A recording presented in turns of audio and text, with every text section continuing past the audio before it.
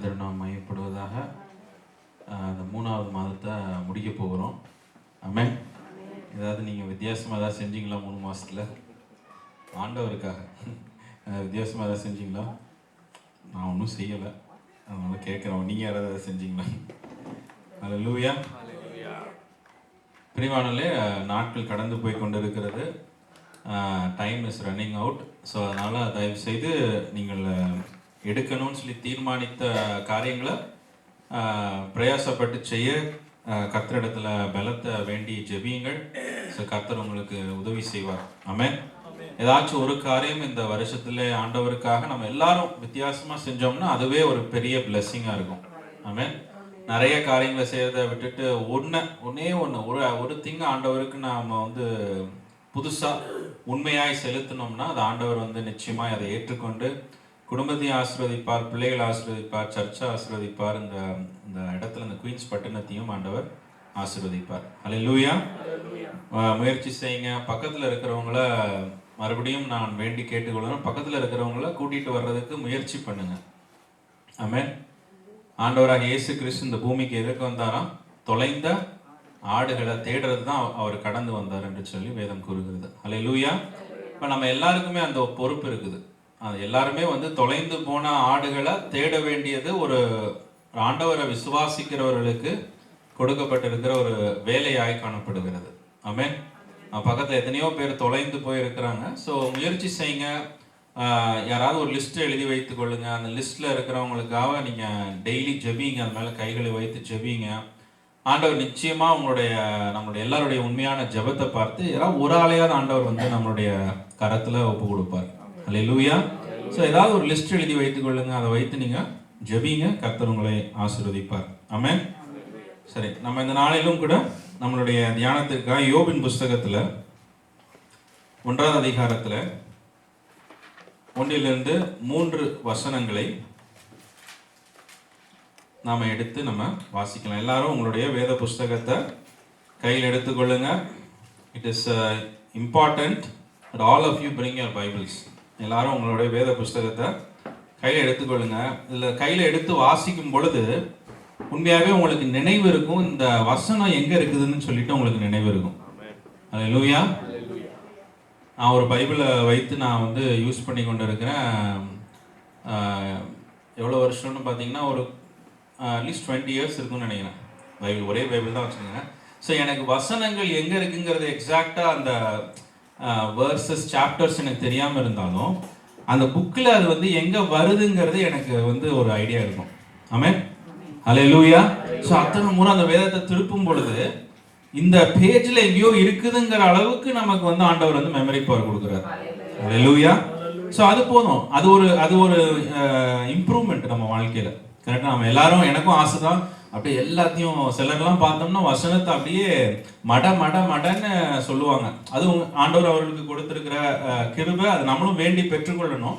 But நமக்கு ஆண்டவர் வேதத்தை கொடுத்திருக்கிற அந்த வேதத்தை நம்ம பார்க்கும் பொழுது your eyes will immediately go there. Okay, இந்த வசனம் இங்கே இருக்குது, இந்த வசனம் அங்கே இருக்குது அப்படிங்கிற ஒரு பேஜ் லெவல்லையாவது அந்த ஆண்டவர் நம்மளைய நடத்துவார். அல்லேலூயா. ஸோ அதற்காக தான் வேத புஸ்தகத்தை எடுத்துட்டு வர சொல்றது. ஒரு புக்கு கூட வச்சுக்கோங்க. பைபிளுக்குள்ளே ஒரு சின்ன ஒரு புக்கு, ஒரு நோட் பேடை வச்சுக்கோங்க. அந்த நோட் பேடில் சில குறிப்புகளை, பாயிண்ட்ஸை மட்டும் எழுதுங்க. அதை எழுதலாம்ல, அது பண்ணலாம் நம்ம. கரெக்டாக? அது ஒன்றும் அவ்வளோ கஷ்டம் இல்லை நமக்கு. ஒரு பைபிளை தூக்கிட்டு வந்துட்டு அந்த பைபிளில் ஒரு சின்ன ஒரு நோட் புக்கை வைத்துட்டு ஒரு பெண்ணை வச்சு எழுதுறது நமக்கு கஷ்டமாக இருக்க முடியாது. அது கஷ்டம்னு யாருமே நம்ம சொல்லவே முடியாது. ஸோ நிச்சயமாக நமக்கு பைபிள் வாங்குகிற இது இருக்குது, புக்கு வாங்குகிற இருக்குது, பெண்ணு வாங்குறது எல்லாமே ஃபெசிலிட்டிஸ் இருக்குது. அதை தூக்கிட்டு நம்ம எழுதுனா அது நமக்கு ஒரு ரிமெம்பரன்ஸை கொடுக்கும், அது ஒரு ஞாபகத்தை நமக்கு உண்டு பண்ணி கொடுக்கும். அல்லேலூயா. இந்த சின்ன சின்ன மாற்றங்களை இந்த வருஷத்துல நம்ம செய்யும் பொழுது அது ஒரு பெரிய ஒரு வாசலுக்குள்ளாய் கர்த்தர் நம்மளை எடுத்து செல்வார். இது நான் எடுக்கிறதுனால யார் எடுத்தாலும் நீங்க ஒரு சின்ன ஒரு புக்கில் அன்னைக்கு 5 குறிப்பு பேசினாங்க, அந்த 5 குறிப்புக்கு 5 வசனம், அவ்வளோதான். அதை எழுதுனா போதும். அது உங்களுக்கு ஒரு ஆசீர்வாதமா இருக்கும். அப்படிதான் நம்ம எல்லாம் ப்ராக்டிஸ் பண்ணி வளர்ந்துருக்கிறோம். ஸோ அதை விட்டுறாதீங்க. அதை செய்யாதவர்கள் தயவு செய்து செய்யுங்கள். we carry so many things in our hands. Why can we not carry Bible? ஒரு வசனத்தை எடுத்து வாசிக்க முடியாத நம்மளால? நம்ம வாசிக்க முடியும். நம்ம மனசு கொடுத்தோம்னா, இடம் கொடுத்தோம்னா நம்மளால் செய்ய முடியும். ஸோ அதனால் நீங்கள் செய்ய முயற்சி செய்யுங்க இந்த வருஷத்தில். யோபு 1ஆவது அதிகாரத்தில் 1 to 3 வசனங்களை வாசிங்கள். தேசத்திலே யோபு என்னும் பெயர் கொண்ட ஒரு மனுஷன் இருந்தான். அந்த மனுஷன் உத்தமனும் சன்மார்க்கனும் தேவனுக்கு பயந்து பொல்லாப்புக்கு விலகுகிறவனுமாயிருந்தான். அவனுக்கு 7 குமாரரும் 3 குமாரத்திகளும் பிறந்தார்கள். அவனுக்கு 7000 ஆடுகளும் 3000 ஒட்டகங்களும் 5-6 ஏர் மாடுகளும் 500 கழுதைகளும் ஆகிய மிருக ஜீவன்கள் இருந்ததும் அன்றி திரளான பணிவிடைக்காரரும் இருந்தார்கள். அதனால் அந்த மனுஷன் கிழக்கு புத்திரர் எல்லோரிலும் பெரியவனாயிருந்தார். ஆமென். அல்லேலூயா. ஒரு அருமையான ஒரு வசனம். அந்த வசனம் ஸ்டார்ட் பண்ணுகிற விதத்தில் இருந்து நம்மளால புரிந்து கொள்ள முடிகிறது. அவருடைய வாழ்க்கையில ஆசீர்வாதத்திற்குரிய காரணத்தை நம்மளால புரிந்து கொள்ள முடிகிறது. அல்லேலூயா. இந்த வசனம் சொல்லுகிற இந்த வசனத்துல ஊத் தேசத்திலே யோபு என்னும் பெயர் கொண்ட ஒரு மனுஷன் இருந்தான். அந்த மனுஷன் உத்தமனும் சன்மார்க்கனும் தேவனுக்கு பயந்து பொல்லாப்புக்கு விலகுறவனுமாய் இருந்தான். அவனுக்கு 7 குமாரரும் 3 குமாரத்திகளும் பிறந்தார்கள். அவனுக்கு 7000 ஆடுகளும் 3000 ஒட்டகங்களும் 500 ஏர் மாடுகளும் 500 கழுதைகளும் ஆகிய மிருக ஜீவன்கள் இருந்ததும் அன்றி திரளான பணிவிடைக்காரரும் இருந்தார்கள். அதனால் அந்த மனுஷன் கிழக்கு புத்திரரில் எல்லாரிலும் பெரியவனாயிருந்தான் என்று சொல்லி வேதம் கூறுகிறது. அல்லேலூயா. பிரியமானவர்களே, நம்முடைய லைஃப்ல அந்த வசனத்தை வாசிக்கும் பொழுது யோபினுடைய வாழ்க்கையில அவர் குடும்ப ஆசீர்வாதத்தையும் 10 பிள்ளைங்க குடும்ப ஆசீர்வாதத்தையும் அவருடைய வாழ்க்கையில எல்லா விதமான பிசினஸ் அவருடைய ஒர்க் எல்லாவற்றிலும் அவர் ஒரு ஆசீர்வாதம் உள்ள ஒரு மனிதனாய் காணப்பட்டார். ஆமென். அதற்கு வேத வசனம் கூறுகிற காரணம் அவன் உத்தமனாய் காணப்பட்டான், சன்மார்க்கனாய் காணப்பட்டான், கர்த்தருக்கு பயப்படுகிறவனாய் காணப்பட்டான், பொல்லாப்புக்கு விலகுகிறவனாய் காணப்பட்டான் என்று சொல்லி வேதம் கூறுகிறது. ஹல்லேலூயா. ஹல்லேலூயா. இங்கே ஆண்டவர் இந்த வேத வசனத்திலே யோபை குறித்து சாட்சி கொடுக்கிறத இந்த வசனத்தின் மூலியமாய் நம்மளால பார்க்க முடிகிறது. யோபை குறித்து வேத புஸ்தகம் சாட்சி கொடுக்கிறது. யோபை குறித்து ஆண்டவர் பிசாசினிடத்திலே சாட்சி கொடுக்கிறார். இதே 4 குறிப்புகளை சொல்லி அவனிடத்திலே ஆண்டவர் சொல்லுகிறார், அவன் இப்படிப்பட்ட ஒரு மனிதனாய் இருக்கிறான். யோபும் அந்த பிசாசும் அதை ஆமான்னு ஏற்றுக்கொள்ளுது. அல்லேலூயா. எவ்வளவு ஒரு பெரிய ஒரு சர்டிபிகேஷன், எவ்வளவு ஒரு பெரிய அக்னாலஜ்மெண்ட் வேதத்துல எழுதி இருக்குது. பரலோகத்திலே யோபை குறித்து ஆண்டவர் பேசி சாட்சி கொடுக்கிறார் இதே குறிப்புகளை சொல்லி. பிசாசு அதை ஒத்துக்கொள்ளுகிறான். ஆமென். எத்தனை பேர் நம்ம வாழ்க்கையில இப்படி ஒரு விதமான ஒரு குணத்திலே இப்படி ஆண்டவர் நம்மளை குறித்து சொல்லுவார் என்று எத்தனை பேருக்கு நமக்கு ஒரு இருதயத்துல சொல்ல முடியுமா? சொல்லுவாரா நம்மளை பார்த்து? பிசாசு ஒத்துக்கொள்ளுமா? பிசாசு குற்றப்படுத்துகிறவனாய் காணப்படுகிறான். எப்படி யாரிடத்துல என்ன குறைய கண்டுபிடிக்கலான்னு பார்க்கிறான், அவனால குறைய கண்டுபிடிக்க முடியல. அல்லேலூயா. அப்படி ஒரு வாழ்க்கையை இந்த இடத்துல யோபு வாழ்ந்ததாய் வேதம் கூறுகிறது. சில நேரத்தில் பார்த்தீங்கன்னா இந்த ஃபியூனரல் எல்லாம் போனோம்னா அவங்க இறந்ததுக்கு அப்புறம் அவங்கள பத்தி சொல்றத பார்த்தா நமக்கே இப்படி ஒரு பெரிய பரிசுத்தவான் நம்ம மத்தியில் இருந்திருக்கிறாரு, நம்மளுக்கு அவரை தெரியாமலே போயிடுச்சே. கரெக்டா? சில நேரத்தில் அவங்க சொல்றத பார்த்து நமக்கே என்னடா இது, இப்படி ஒரு உத்தமனும் பரிசுத்தமான வாழ்ந்திருக்கிறாரு, இவரை பத்தி நம்ம கொஞ்சம் கூட ஒரு பேசாம அவர்கிட்ட கொஞ்சம் பேசி நான் கூட யோசிச்சிருக்கேன். சில நேரத்தில் சில ஃபியூனல்லாம் போகும்போது எனக்குள்ள உண்மையாவே தோணி இருக்கு, இவர் கூட கொஞ்சம் பழகி இருந்தா நமக்கு அவர் இடத்துல இருக்கிற சுபாவம் வந்திருக்குமே அப்படின்னு சொல்லி நம்ம மனசுல யோசிப்போம். அப்படியான எண்ணங்கள் அவ்வளவாய் பேசுவார்கள். அவரோட மரணத்துல அந்த இதுல ஃபியூனரல்ல பேசுவாங்க. பட் எவ்வளவு தூரம் உண்மைன்னு நமக்கு தெரியாது. கரெக்டா? எவ்வளவு தூரம் உண்மை? எப்பவுமே நன்மைகளை தான் பேச முடியும். அவர்களை பத்தி அங்க வச்சு நம்ம மேடை போட்டு அவர்கள் செய்த குற்றங்கள் குறைவுகளே அங்க வச்சு பேச முடியாது. அவர் செய்த நன்மைகளை தான் நம்மளால பேச முடிகிறது. ஆனா வேதம் கூறுகிறது, தன்னைத்தான் புகழுகிறவன் உத்தமன் அல்ல, கர்த்தரால் புகழப்படுகிறவன் உத்தமன் என்று சொல்லி வேதம் கூறுகிறது. அல்லேலூயா. சிலர் எப்பொழுதும் அவர்களை குறித்து அவர்களே பெருமை பேசுகிற அனுபவம். நான் ரொம்ப நல்லவன், நான் ரொம்ப உதாரத்துவமா உள்ளவன், நான் ரொம்ப கொடுக்கிறவன், நான் ரொம்ப இரக்கம் உள்ளவன், நான் ரொம்ப மன்னிக்கிறவன் என்று சொல்லி அவர்களே தன்னை குறித்து அவர்களே உத்தமன் என்று சொல்லி அவர்களே சான்றிதழ் அவர்களே கொடுத்துப்பாங்க. அவர்களை குறித்து அவர்களே சர்டிஃபை பண்ணிப்பாங்க. ஆனா வேதத்திலே பார்க்கும் பொழுது யோபை குறித்து ஆண்டவர் சாட்சி கொடுக்கிறவராய் காணப்படுகிறார். அல்லேலூயா. சாத்தான் அந்த சாட்சியை ஏற்றுக்கொள்ளுகிறவனாய் காணப்படுகிறான் என்று சொல்லி வேத வசனம் கூறுகிறது. அல்லேலூயா. இந்த காலை வேளையில ஆண்டவருடைய இந்த ஒரு சாட்சியை பற்றி, இப்படி ஒரு சாட்சியுள்ள வாழ்க்கையை நம்ம வாழும் பொழுது நம்மளுடைய வாழ்க்கையில யோபினுடைய வாழ்க்கையில காணப்பட்ட ஐஸ்வர்யங்கள், ஆசீர்வாதங்கள், குடும்ப ஆசீர்வாதங்கள் எல்லாம் நம்மளுடைய வாழ்க்கையிலும் நிச்சயம் கடந்து வரும். ஆமென். ஹல்லேலூயா. ஆசீர்வாதத்தினுடைய வழி என்ன என்று சொல்லி பார்க்கும், ஒரு உத்தமனாய், ஒரு சன்மார்க்கனாய், ஆண்டவருக்கு பயப்படுகிறவனாய், பொல்லாப்புக்கு விலகுகிறவனாய் காணப்படும் பொழுது அவனுடைய வாழ்க்கையில் ஆண்டவர் நிச்சயம் ஆசீர்வாதத்தை கொண்டு வருவார். ஹல்லேலூயா. ஹல்லேலூயா. யோபு எப்படி உத்தமனாய் இருந்தான், எப்படி சன்மார்க்கனாய் இருந்தான், எப்படி கர்த்தருக்கு பயப்படுகிறவனாய் இருந்தான், எதிலே அவன் பொல்லாப்புக்கு விலகுகிறவனாய் காணப்பட்டான் என்று சொல்லி ஒரு சில காரியங்களை இந்த காலை வேளையில நம்ம பார்ப்போம். இது நம்ம வாழ்க்கையில இருக்குதா, இல்லைன்னா அதை எப்படி நம்ம கொண்டு வருவோம், அதை எப்படி நம்ம அபியாசப்படுத்துவோம், இதெல்லாம் ஆசீர்வாதத்தின் வழிகள் பிரியமானவர்களே. அல்லேலூயா. இந்த சின்ன சின்ன காரியங்கள் ஒரு ஆசீர்வாதத்தை நம்ம வாழ்க்கையில பாருங்க, நினைச்சு பார்க்காத ஒரு ஐஸ்வர்யமானாய் யோபு வாழ்ந்திருக்கிறார். எத்தனை பேருக்கு அவரை போல ஒரு ஐஸ்வர்யமான வாழ்க்கை மாறாதா, அவரை போல என்னுடைய வாழ்க்கையில ஒரு உயர்வு வராதா, அவரை போல என் வாழ்க்கையில ஒரு செழிப்பு வராதா, என் பிள்ளைகளுடைய வாழ்க்கையில ஒரு செழிப்பு வராதா, ஒரு மாற்றம் வராதா, நம்ம எல்லாருக்குள்ளேயும் நம்ம ஏங்குகிறோம். ஆனா யோபு எப்படி அதை பெற்றுக்கொண்டார் என்று சொல்லி நம்ம பார்த்து அதை நம்ம எடுத்து நம்ம வாழ்க்கையில அபியாசப்படுத்துவோம். கர்த்தர் நம்மளுடைய வாழ்க்கையிலும் யோபை ஆசீர்வதித்தது போல நம்மளையும் ஆண்டவர் நிச்சயம் ஆசீர்வதிப்பார். அல்லேலூயா. நான் வாசிக்கும் போது நானும் ஃபீல் பண்ண, இந்த சின்ன விஷயத்துல நம்ம ஒரு மாற்றத்தை கொண்டு வந்தோம்னா என் வாழ்க்கையில யோபு அளவுக்கு ஆண்டவர் என்னைய உயர்த்த, என் குடும்பத்துல உயர்த்த, நான் இருக்கிற ஃப்ரெண்ட்ஸ் மத்தியில உயர்த்த ஆண்டவரால நிச்சயம் கூடும். அல்லேலூயா.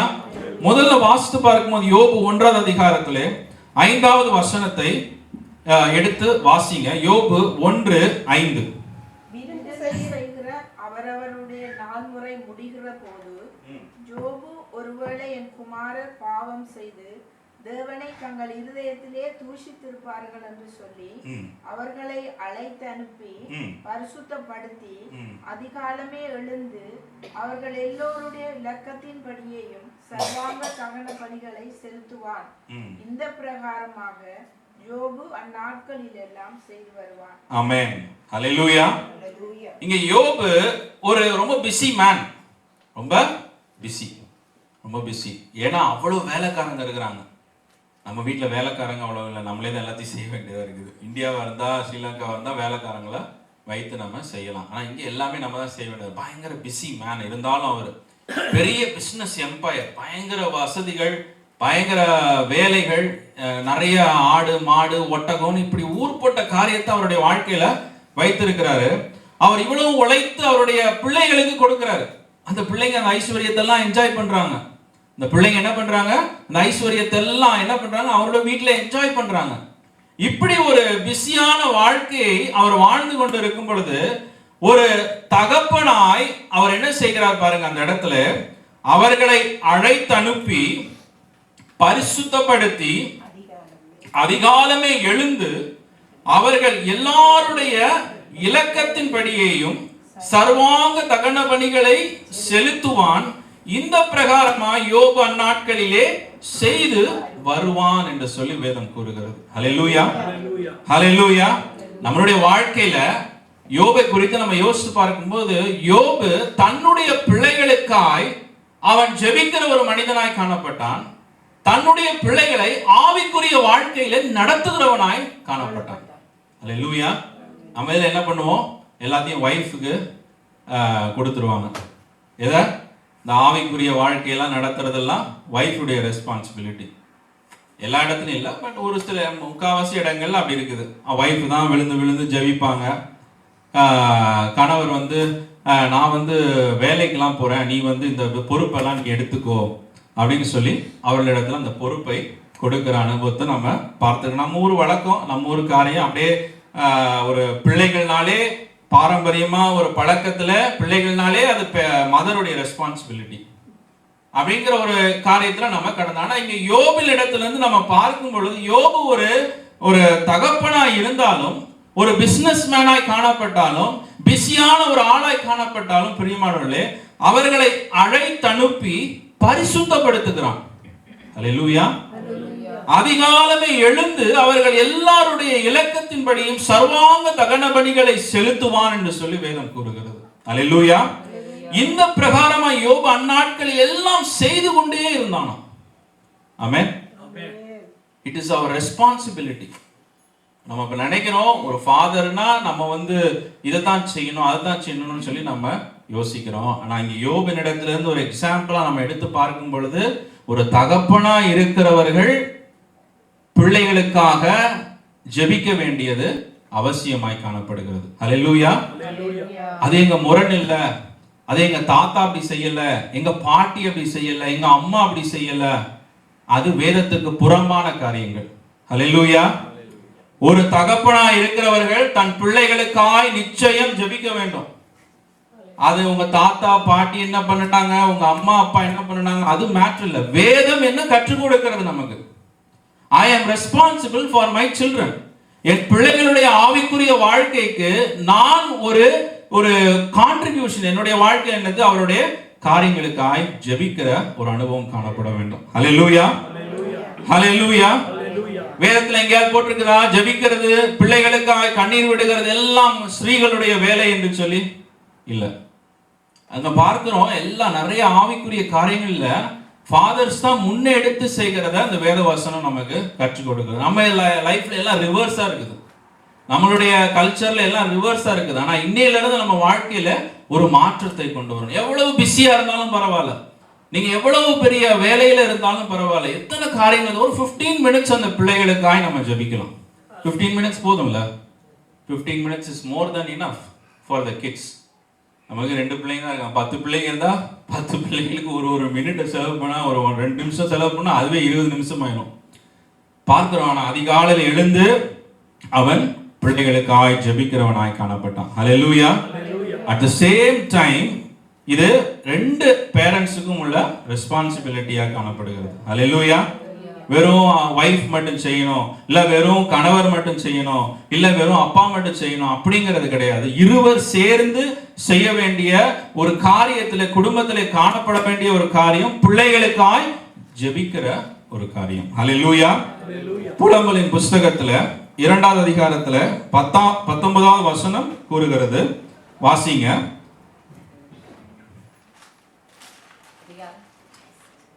புலம்பல் 2:19. எழுந்திரு, ராத்திரியிலே முதற் சாமத்திலே கூப்பிடு, ஆண்டவரின் சமூகத்தில் உன் இருதயத்தை தண்ணீரை போல் ஊற்றிவிடு. எல்லா தெருக்கள் முனையிலும் பசியினால் மூச்சித்து போய் கிடக்கிற உன் பிள்ளைகளின் பிராணனுக்காக உன் கைகளை அவரிடத்தில் ஏறிடு. ஆமென். ஹல்லேலூயா. இந்த வசனம் கூறுகிறது ஒரு ஸ்பெஷல் பிரேயரை நாம செய்ய வேண்டுமா? Special prayer. அவர் என்ன பண்ணுகிறாரு, பிள்ளைகள் தவறு செய்திருப்பார்கள், பிள்ளைங்க எங்கேயோ போறாங்க, ட்ரிப்பு போறேன்றாங்க, பிள்ளைங்க எதையோ ஃப்ரெண்ட்ஸோட போறேன்றாங்க, என்ன பண்றாங்கன்னு நமக்கு தெரியாது. என் சொல்றது ஒண்ணு, செய்யறது இன்னொன்னா இருக்கும். நம்ம எல்லாருமே பண்ணிருக்கிறோம், ஒன்றும் உத்தமன் கிடையாது. எல்லாருமே ஒரு டைம் என்ன பண்ணிருப்போம், சொல்றது ஒண்ணு செய்யறது இன்னொன்னு. மாட்டிக்காத வரைக்கும் நமக்கு ஓகே, மாட்டாத வரைக்கும் நம்ம எல்லாம் உத்தமன் சன்மார்க்கன் தான். மாட்டிக்கிட்டோம்னா தான் பிரச்சனை. யாராவது மாட்டிருக்கிறீங்களா அந்த மாதிரி? ஏதாவது ஒன்று சொல்லிட்டு எங்கேயாவது போய் செஞ்சுட்டு யாராவது மாட்டிருக்கீங்களா? என்ன யாருமே அவ்வளோ தத்ரூபமா செய்றீங்க போல இருக்கு. நான் மாட்டிருக்கிறேன். ஆமென். ஹல்லேலூயா. சோ பிரியமானவர்களே, நம்மளுடைய லைஃப்ல ஆண்டவர் என்ன சொல்லுகிறாரு, எழுந்திரு, ராத்திரியிலே முதற் சாமத்திலே கூப்பிடு, ஆண்டவரின் சமூகத்தில் உன் இருதயத்தை தண்ணீரை போல் ஊற்றிவிடு. எல்லா நெருக்கங்களிலும், எல்லா தெருக்களிலும், முனையிலும் பசியினால் மூச்சித்து போகிற உன் குழந்தைகளின் பிராணனுக்காக உன் கைகளை அவரிடத்திலே ஏறெடு என்று சொல்லி வேதம் கூறுகிறது. அல்லேலூயா. 2 பேர் ஒருமனப்படும் பொழுது ஆண்டவர் என்ன சொல்றாரு? அதை நமக்கு வாய்க்க பண்ணி தருவார். அல்லேலூயா. பிள்ளைகளுடைய வாழ்க்கையில எந்த 2 பேர் ஒருமனப்பட்டா நடக்கும்? கணவன். வேற யாரும் ஒருமனப்பட முடியும்? தாத்தா பாட்டியா ஒருமனப்பட முடியும்? ஆமென். பிள்ளைகளுடைய வாழ்க்கையில ஒருமனப்பட வேண்டிய ஒருத்தர் யாரு? 2 பேர் யாருன்னா கணவனும் மனைவியும். அவ கணவன் மாத்திரம் ஜெபிக்கிறார், இல்ல மனைவி மாத்திரம் ஜெபிக்கிறார். நோ, அந்த விஷயத்துல அந்த பிள்ளைகளுடைய வாழ்க்கையில அது ஆசீர்வாதத்தை கொண்டு வராது. ஆமென். 2 பேரும் அந்த காரியத்திற்காக ஒருமனப்பட்டு ஜெபிக்கும் பொழுது அது ஒரு ஆசீர்வாதத்தை கொண்டு வரும் என்று சொல்லி பார்க்கிறோம். அல்லேலூயா. யோபனுடைய மனைவி இங்க ஜெபித்த மாதிரி போடல. அவங்களுடைய சரித்திரத்தை நம்ம பார்க்கும் பொழுது அவர்கள் ஜெபித்தார்களானே நமக்கு ஒரு டவுட்டா இருக்குது. பட் நமக்கு தெரியாது, அவர்களை ஒன்றும் குறை சொல்ல முடியாது. பட் பார்க்கும் பொழுது நம்மளுடைய வாழ்க்கையில எவ்வளவுக்கு பிள்ளைகளுக்காக ஜெபிக்கிறோம், அவங்க எங்க போறாங்க என்ன பண்ண, அப்படிதான் யோபு ஜெபித்தாரு. என் பிள்ளைங்க வீட்டுல தான் பார்ட்டி, எங்க பிள்ளைகள் வீட்டுல தான் பார்ட்டி, ஆனாலும் என் பிள்ளைகள் வாயை விட்டு ஏதாவது கெட்ட வார்த்தை பேசியிருப்பாங்களோ, என் வாயை விட்டு ஆண்டவரை தூஷணமா ஏதாவது பேசியிருப்பாங்களோ, ஆண்டவரை துக்கப்படுத்தி இருப்பாங்களோ அப்படிங்கிற எண்ணத்தில் அவர் என்ன பண்ணுகிறாரு? அதிகாலமே எழுந்து தேவனுக்கு முன்பாக போய் தகன பலியை செலுத்துகிற ஒரு மனிதனாய் காணப்படுகிறார். ஹல்லேலூயா. ஹல்லேலூயா. பிள்ளைகள் ஆசீர்வதிக்கப்பட வேண்டும் என்றால், பிள்ளைகளுடைய வாழ்க்கையில் ஆண்டவர் ஒரு மதிலாய் நிற்க வேண்டும் என்றால், ஒரு அக்கினியாய் ஆண்டவர் நிற்க வேண்டும் என்றால், ஒரு வேலியாய் ஆண்டவர் நிற்க வேண்டும் என்றால், 2 பேர் ஒருமனப்படும் பொழுது அந்த இடத்திலே அந்த காரியத்தை ஆண்டவர் கொண்டு வருவார். ஹல்லேலூயா. அதை நீங்க மற்றவர்களுக்கு கொடுத்துட்டு நீங்க சும்மா இருக்கிறதோ, இல்ல அவர்கள் பிஸியா இருக்கிறாங்க அதனால நான் பண்றதோ, அது பிஸியா இருந்தாலும் பரவாயில்ல, ஒரு 15 நிமிஷம் நம்மளால நிச்சயம் ஏதோ ஒரு நேரத்துல செலவிட முடியும். அல்லேலூயா. ஒரு 15 நிமிடம் நம்மளால முழங்கால் படியிட்டு பிள்ளைகளுக்காய் கண்ணீர் சிந்த முடியும். ஒரு 9 மணியோ, ஒரு 10 மணியோ, ஒரு 11 மணியோ அந்த போனை பிடிச்சிருக்கிற நேரத்துல கொஞ்சம் பெட்ல இருந்து இறங்கி அதை முழங்கால் படியிட்டு ஒரு 15 நிமிஷம் பிள்ளைகளுக்காய் நீங்க ஜெபித்தீங்கன்னா ஆண்டவர் அந்த பிள்ளைகளுடைய வாழ்க்கையில பெரிய மாற்றங்களை ஆண்டவர் கொண்டு வருவார். அல்லேலூயா. ஹல்லேலூயா. அதைத்தான் அவர் செய்தார் என்று சொல்லி, அவர் செய்து கொண்டே வந்தார் என்று சொல்லி வேதம் கூறுகிறது. அல்லேலூயா. அது ஒரு நாள் ஏதோ செய்யற காரியம் இல்ல, எல்லா நாளும். பிள்ளைங்க அப்ப நினைச்சு பார்க்க, அந்த பிள்ளைங்க வளர்ந்து தனி வீட்டுல இருக்கிறாங்க, அவங்களுக்கு ஃபேமிலி இருக்குது, அவங்க ஒரு பார்ட்டி வைக்கிறாங்க. இருந்தாலும் இவர் வயசு, அவங்க பிள்ளைங்க வளர்ந்து போயிட்டாங்க. ஆனாலும் அவர் அந்த பிள்ளைகளுக்காய் தினந்தோறும் ஜெபிக்கிறவராய் காணப்பட்டார் என்று சொல்லி வேதம் கூறுகிறது. ஹல்லேலூயா. ஹல்லேலூயா. ஆமென். சோ இந்த நாளிலிருந்து ஒரு மாற்றத்தை நம்ம வாழ்க்கையில கொண்டு வருவோமாக. Your wife may be praying, you may not be praying, or your husband is praying but you are not praying. Hallelujah. It is time for a change. Amen. எங்கே 2 பேர் ஒருமனப்படுகிறார்களோ அங்க ஆண்டவர் ஆசீர்வாதத்தை கொண்டு வருவார். ஹல்லேலூயா. ஒரு மாற்றத்தை கொண்டு வருவார். பிள்ளைங்க அப்படி இருக்கிறாங்க, பிள்ளைங்க அப்படி இருக்கிறாங்க, don't fight with them, fight with God. ஹல்லேலூயா. தேவனோடு வழக்காட, தேவனோடு யுத்தம் செய்ய, தேவனிடத்துல போராட நம்ம ஆயத்தப்படும் பொழுது பிள்ளைகளுடைய வாழ்க்கையில் ஆண்டவர் மாற்றத்தை கொண்டு வருவார். ஹல்லேலூயா. not the reverse. யோபினுடைய வாழ்க்கையில ஆசீர்வாதத்திற்குரிய காரணம், 10 பிள்ளைகள் ஆசீர்வாதமாய் வாழ்ந்ததற்குரிய காரணம், ஐஸ்வர்யவானாய் வாழ்ந்ததற்குரிய காரியம், ஆண்டவருக்கு முன்பாக பயந்து நடுங்குகிற மனிதனாய் காணப்பட்டான். ஹல்லேலூயா. ஃபியர் ஆஃப் காடே இல்ல, தேவனுக்கு பயப்படுகிற பயமே இல்ல.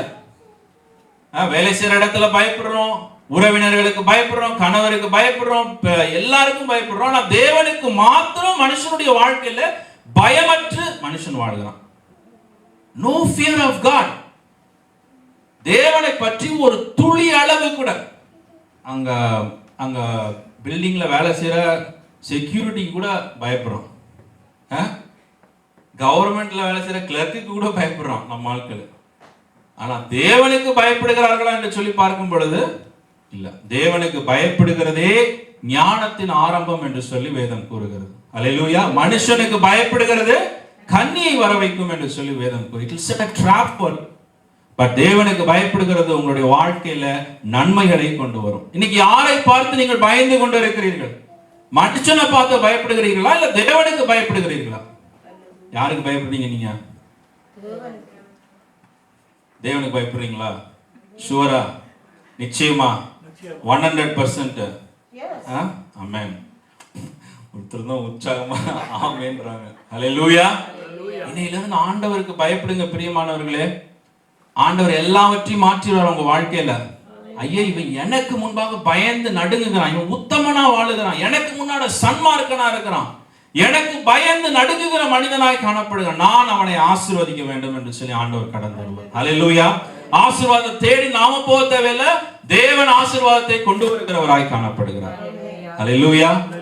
எத்தனை பேர் விசுவாசிங்க? ஒரு ஆமென் சொல்லுங்க. ஹல்லேலூயா. நான் விசுவாசிக்கிறேன், நீங்களும் விசுவாசிங்க. அவர் responsibility.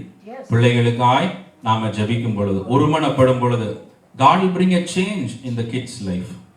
Hallelujah. Whatever may be the situation, எவ்வளவு ஆழமாய் போயிருந்தாலும், எவ்வளவு தூரம் போயிருந்தாலும், அவர்கள் ஆண்டவர் அவருடைய வாழ்க்கையில மாற்றத்தை கொண்டு வருவார். ஒரு வேலி அடிப்பார் ஆண்டவர், ஒரு வேலி அடிப்பார். பிசாசு கிட்டி நெருங்க கூடாதபடிக்கு ஆண்டவர் யோபை மாத்திரம் வேலி அடிக்கவில்லை, அவன் குடும்பத்தையும் ஆண்டவர் வேலி அடித்திருந்தார்.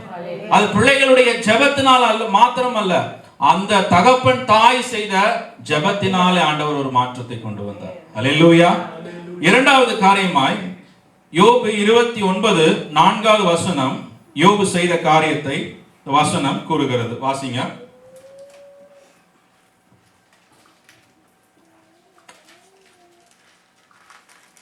யோபு 29:4. தேவனுடைய ரகசிய செயல் என் கூடாரத்தின் மேல் இருந்தது. அப்பொழுது சர்வ வல்லவர் என்னோடு இருந்தார், என் பிள்ளைகள் என்னை சூழ்ந்திருந்தார்கள். ஆமென். ஹல்லேலூயா. நல்லா கவனிங்க, இந்த இடத்துல தேவனுடைய ரகசிய செயல் என் கூடாரத்தின் மேல் இருந்தது, அப்பொழுது சர்வ வல்லவர் என்னோடு இருந்தார், என் பிள்ளைகள் என்னை சூழ்ந்திருந்தார்கள் என்று சொல்லி வேதம் கூறுகிறது. ஹல்லேலூயா.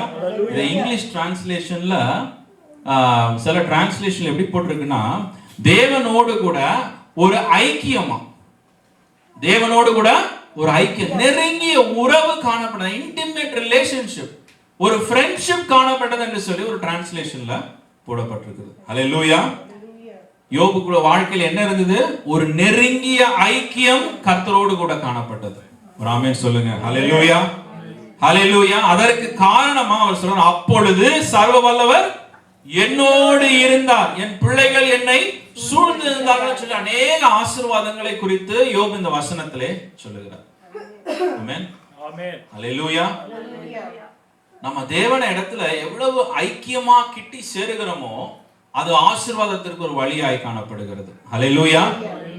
என்னை கிட்டி சேருங்கள் என்று சொல்லி ஆண்டவர் கேட்கிறார், நம்மளிடத்துல வருத்தி கூப்பிடுகிறார். draw near unto me, என்னை கிட்டி சேரு என்று சொல்லி ஆண்டவர் சொல்லுகிறார். அப்ப யோபு என்ன பண்ணிருக்காருடைய வாழ்க்கை எவ்வளவு பிஸியா இருந்தாலும் ஆண்டவரை கிட்டி நெருங்கின ஒரு மனிதனாய் கிடையாது. he had a very intimate relationship with God. ரகசிய செயல், ஒரு தனிப்பட்ட விதமாய் பர்சனல் என்கவுண்டர், ஆண்டவரோடு கூட தனிப்பட்ட விதமான ஒரு உறவு வைத்திருந்த ஒரு மனிதனாய் காணப்படுகிறார். ஹல்லேலூயா. ரகசிய செயல் என்று சொல்லி வேதம் கூறுகிறது. அது ஆண்டவராகிய இயேசு கிறிஸ்து மத்தேயு 6வது அதிகாரத்தில் சொல்லும் பொழுது அவர் ரகசிய செயல் என்று சொல்லும் போது அவர் என்ன சொல்றாரு? உன் அறையை பூட்டிக் கொண்டு நீ உன் பிதாவை நோக்கி கூப்பிடு என்று சொல்லி அவர் பர்சனல், ஒரு தனிப்பட்ட ஒரு ரகசிய செயல் அவருடைய வாழ்க்கையில காணப்பட்டது. பிள்ளைகளுக்காக எல்லாருக்கும் முன்பாக ஜெபித்தாரு, தகன பலிகளை செலுத்தினார்.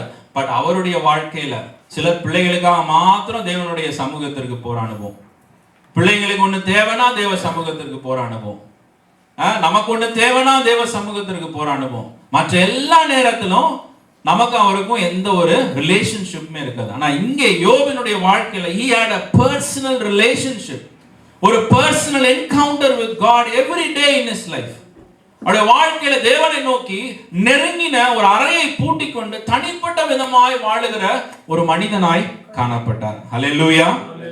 சங்கீதம் 145:18வது வசனம் கூறுகிறது, தம்மை நோக்கி கூப்பிடுகிற யாவருக்கும், உண்மையாய் தம்மை நோக்கி கூப்பிடுகிற யாவருக்கும் கர்த்தர் சமீபமாய் இருக்கிறார் என்று சொல்லி வேதம் கூறுகிறது. அல்லேலூயா, ஆமென். வாசிங்க அதை திரும்ப ஒரு தடவை. சங்கீதம் 145:18. தம்மை நோக்கி கூப்பிடுகிற யாவருக்கும் உண்மையாய் தம்மை நோக்கி கூப்பிடுகிற யாவருக்கும் கர்த்தர் சமீபமாய் இருக்கிறார். ஆமென். அல்லேலூயா, ஆமென். உங்களுடைய வாழ்க்கையில இந்த தனிப்பட்ட ஒரு ஐக்கியம் ஆண்டவரோடு கூட காணப்படுகிறதா? இன்னைக்கு சிலர் சொல்லுவாங்க ஐ ஹேவ் குட் ரிலேஷன்ஷிப் அப்படின்றாங்க. குட் ரிலேஷன் என்னது? குட் ரிலேஷன்ஷிப் என்னது? குட் ரிலேஷன்ஷிப் ஒருத்தரை நீங்க நேசிக்கிறீங்க, ஒருத்தர் அன்பு கூறுறீங்க, ஒருத்தர் மேல நீங்க ரொம்ப நெருங்கிய இது வைத்திருக்கிறீங்க. எத்தனை முறை பேசுவீங்க ஒருத்தர்கிட்ட? சரி, கல்யாணத்துக்கு முன்பாக எடுத்துக்கலாம், ஏன்னா இப்ப கேட்டா அதையே கேட்குறீங்க. கல்யாணத்துக்கு முன்பாக என்ன பண்ணுவீங்க? ஒருத்தரை நேசிக்கிறீங்க, இப்போ செல்போன் இருக்குது, அதனால ஈஸியாக கால் பண்ணணும். அப்போ என்ன பண்ணுவோம்? காலையில் ஒரு டைம் போய் நம்ம அந்த டைம் அவங்க ஃப்ரீயாக இருக்க டைமில் நம்ம என்ன பண்ணுவோம்? கால் பண்ணுவோம். இல்லை அவங்க ஃப்ரீயாக இருக்கும் போது நமக்கு கால் பண்ணுவாங்க. ஒரு பேச்சுவார்த்தை இருக்கும்ல. ஒரு நல்ல ரிலேஷன்ஷிப்னா ஒரு பேச்சுவார்த்தை இருக்க வேண்டாமா? ஒரு பழக்கம் இருக்க வேண்டாமா? அவளோட கூட அவளை கொஞ்சம் நீங்க விசாரிக்க வேண்டாமா? அவரை கொஞ்சம் நீங்க கூப்பிட வேண்டாமா? நீங்க அப்புறம் எப்படி பிரியமானவர்களே? அது ஒன்று I have a good relationship with God. வாய் கூசாம சில நம்ம சொல்றோம் I have a good relation, ஆண்டவரோட நெருங்கிய ஒரு ஐக்கியம் எனக்கு இருக்குது. என்ன ஐக்கியம்னு எனக்கு தெரியல. பிரியமானவருடைய லைஃப்ல ஆண்டவரோட நெருங்கிய ஐக்கியத்தை வைத்துக் கொள்ளும் பொழுது நம்மளுடைய வாழ்க்கையிலே அது ஐஸ்வர்யத்தையும் ஒரு ஆசீர்வாதத்தையும் நம்ம வாழ்க்கையிலே ஆண்டவர் கொண்டு வரும் என்று சொல்லுகிறார். அல்லேலூயா. உங்களுக்கு அந்த பர்சனலா ஆண்டவரோட ரகசியமாய் பேசுகிற ஒரு இது இருக்குதா? உங்களுக்கு உறவு இருக்குதா அவரோட கூட? நெருங்கி அவரோடு கூட தனிப்பட்ட விதமாய் உங்களுடைய கஷ்டத்தை உங்க மனைவிட்டு கூட சொல்ல முடியாது, உங்களுடைய துக்கத்தை அவரோட இடத்துல கூட ஷேர் பண்ண முடியாது, உங்க கணவன்கிட்ட கூட ஷேர் பண்ண முடியாது. ஏன்னா அவங்க நம்மளை தப்பா நினைச்சுப்பாங்க, இல்ல அவங்க நம்மளே அவங்களுக்கு கஷ்டத்தை உண்டு பண்ணிடும். அது நம்ம என்ன பண்ணுவோம்? தனியாய் போய் ஒரு இரவு நேரத்துல ஆண்டவருக்கு முன்பாக தனியாய் உட்கார்ந்து, ஆண்டவரே என் வாழ்க்கையில இப்படி ஒரு மிஸ்டேக்கை பண்ணிட்டேன் ஆண்டவரே, இப்படி ஒரு காரியத்துல ஒரு தவறு செய்துட்டேன் ஆண்டவரே, எனக்கு நீங்க கொஞ்சம் ஹெல்ப் பண்ணுங்க, வேலையில ஒரு தவறு பண்ணிட்டேன், குடும்பத்துல ஒரு தவறு பண்ணிட்டேன் அப்படின்னு சொல்லி அவரிடத்துல ஒரு க்ளோஸ் ஃப்ரெண்டு கிட்ட நம்ம என்ன பேசுவோம்? எப்படி பேசுவோம்? அதுபோல அவரிடத்துல பேசும் பொழுது அதுதான் அந்த ரகசிய உறவு. அல்லேலூயா. அந்த ஃப்ரெண்ட்ஷிப் அவரிடத்துல கால் பண்ணி நம்ம பேசும் பொழுது ஆண்டவர் நம்மளை ஆசீர்வதிக்கிறவராய் காணப்படுகிறார். அல்லேலூயா, அல்லேலூயா. சோ ஜெபம் நம்மளுடைய வாழ்க்கையில ஒரு ரகசிய உறவை கொண்டு வருகிறது. இரண்டாவதாய் பார்க்கும் பொழுது யோவான் 14:23 எடுத்து வாசிங்க. எப்படி நம்ம தேவனோடு கூட ஐக்கியம் கொள்ளுகிறது என்று சொல்லி இந்த வசனம் கூறுகிறது. இரண்டாவதாய் யோவான் 14:23. இயேசு அவனுக்கு பிரதியுத்தரமாக, ஒருவன் என்னில் அன்பாயிருந்தால் அவன் என் வசனத்தை கைக்கொள்ளுவான், அவனில் என் பிதா அன்பாயிருப்பார், நாங்கள் அவனிடத்தில் வந்து அவனோட வாசம் பண்ணுவோம். ஆமென். அல்லேலூயா. தேவன் யாரோடு கூட ஐக்கியமா இருப்பாராம்? தேவன் யாரோடு கூட ஐக்கியமா இருப்பாரு? வசனத்தை வாசிக்காதவன் கூட இல்ல, வசனத்தை வாசித்து கை கொள்ளுகிறவனிடத்திலே ஆண்டவர் என்ன பண்ணுவாராம்? பிதா அவனிடத்திலே வந்து அன்பாய் இருப்பார், நாங்கள் அவனிடத்தில் வந்து அவனோடு வாசம் பண்ணுவோம் என்று சொல்லி ஆண்டவராகிய இயேசு கிறிஸ்து சொல்லுகிறார். அல்லேலூயா. ஒரு நெருங்கிய உறவு ஆண்டவரோடு நமக்கு காணப்பட வேண்டும் என்றால் வசனத்தை வாசிக்காம தேவனோடு கூட you cannot have a close relationship with God. That is what the Bible tells us. அதைத்தான் ஆண்டவராகிய இயேசு கிறிஸ்து நமக்கு சொல்லுகிறார். Hallelujah. If you want to have a very close personal relationship with God, you cannot avoid reading the Bible. வசனத்தை வாசிக்காம, வசனத்தை கை கொள்ளாம, உங்களுக்கும் தேவனுக்கும் நல்ல நெருங்கிய உறவு என்று சொல்ல நீங்க யாரோட உறவு வைத்திருக்கிறீங்கன்னு எனக்கு தெரியல. அல்லேலூயா. யாரோட உறவு வைத்திருக்கிறீங்கன்னு எனக்கு தெரியல. வசனம் சொல்லுகிறது, பிதா ஒருவனிடத்தில் அன்பு கூர்ந்து அவனிடத்தில் அவர்கள் 2 பேரும் சேர்ந்து வாசம் பண்ண வேண்டும் என்றால் தேவ வசனம் அந்த மனிதனுக்குள்ளே காணப்பட வேண்டுமா? அந்த மனிதனுக்குள்ளே தேவ வசனத்திற்கு கீழ்ப்படுகிற அனுபவம் காணப்பட வேண்டுமா? அப்பொழுது கர்த்தர் அவர்களுக்குள்ளே வந்து வாசம் பண்ணுவேன் என்று சொல்லி அவர் சொல்லுகிறார். அல்லேலூயா. அல்லேலூயா. புரியுதா? வசனம் புரியுதா உங்களுக்கு? திரும்ப ஒரு தடவை வாசிங்க. யாராவது ஒருத்தர் சத்தமா வாசிங்க ப்ளீஸ். ஒருவன் என்னில் அன்பாய் இருந்தால் அவன் என் வசனத்தை கைக்கொள்ளுவான். அவனில் என் பிதா அன்பாய் இருப்பார். நாங்கள் அவனிடத்திலே வந்து அவரோடு வாசம் பண்ணுவோம். ஆமென். ஹல்லேலூயா. வசனத்தை நல்லா எழுதி கொள்ளுங்க. எப்படி நான் தேவனோடு கூட ஐக்கியம் கொள்ளுகிறது? வசனம் அவசியம். ஹல்லேலூயா. ஒருத்தரை பத்தி நீங்க ஒரு சப்ஜெக்ட் நீங்க ஒரு எல்லாரும் படித்து ஏதாவது ஒரு கிளாஸ்ல நம்ம வந்திருக்கிறோம். நாம படித்து ஒரு சப்ஜெக்டை புரிந்து கொள்ளணும்னா நம்ம டீச்சர்கிட்ட போய் கேட்போம். டீச்சர் லெக்சர்கிட்ட போய் கேட்போம், நான் எந்த புக்கை வாசித்தா, எந்த ஆத்தருடைய புக்கை வாசித்தா எனக்கு அந்த சப்ஜெக்ட்ல நாலேஜ் வளரும்னு சொல்லி நம்ம கேட்போம். உடனே அந்த டீச்சர் சொல்லுவாங்க, இந்த மாதிரி ஒரு பிசிக்ஸ் புக்குக்கு இந்த மாதிரி ஒரு ஆத்தர் இருக்கிறாரு, இந்த மாதிரி ஒரு கெமிஸ்ட்ரி புக்குக்கு இந்த மாதிரி ஒரு ஆத்தர் இருக்கு, மேத் புக்குக்கு இந்த மாதிரி ஒரு ஆத்தர் இருக்கிறாரு அப்படின்னு சொல்லி அவர் சொல்லுவார்கள். நீங்க அதை எடுத்துட்டு போய் நீங்க வாசிப்பீங்க. அல்லேலூயா. ஒரு உலக சப்ஜெக்டை நம்ம கற்றுக்கொள்வதற்கு, அந்த உலக சப்ஜெக்டை ஆழமாய் புரிந்து கொள்வதற்கு ஒரு மனிதன் எழுதின ஒரு புத்தகம் நமக்கு தேவையாய் காணப்படுகிறது. ஆமென். Can anybody say without reading any book, எந்த ஒரு ஆத்தரும் எழுதின எந்த ஒரு புக்கையும் வாசிக்காம அந்த சப்ஜெக்ட்ல நான் எக்ஸ்பர்ட் ஆயிட்டேன்னு யாராவது சொல்ல முடியுமா? அந்த மாதிரி யாராவது வந்திருக்கிறோமா? யாருமே கிடையாது. ஃபர்ஸ்ட் கிரேட் படித்திருந்தாலும் பரவாயில்ல, PhD பண்ணியிருந்தாலும் பரவாயில்ல, எல்லாரும் ஏதோ ஒரு ஆத்தர் எழுதின புக்கை எடுத்து வாசிச்சிருப்போம். ஆமென். ஹல்லேலூயா. இப்ப தேவனை குறித்து எழுதப்பட்டிருக்கிற வார்த்தை, தேவனை குறித்து நாம தெரிந்து கொள்ளணும். தேவனுடைய திட்டங்கள், தீர்மானங்கள், அவருடைய ஆழங்களை நம்ம புரிந்து கொள்ள வேண்டும் என்றால் ஆண்டவர் ஒரு புஸ்தகத்தை நம்ம கையில கொடுத்திருக்கிறார். ஹல்லேலூயா. ஆண்டவர் வேத புஸ்தகத்தை நம்ம கையில கொடுத்திருக்கிறார்.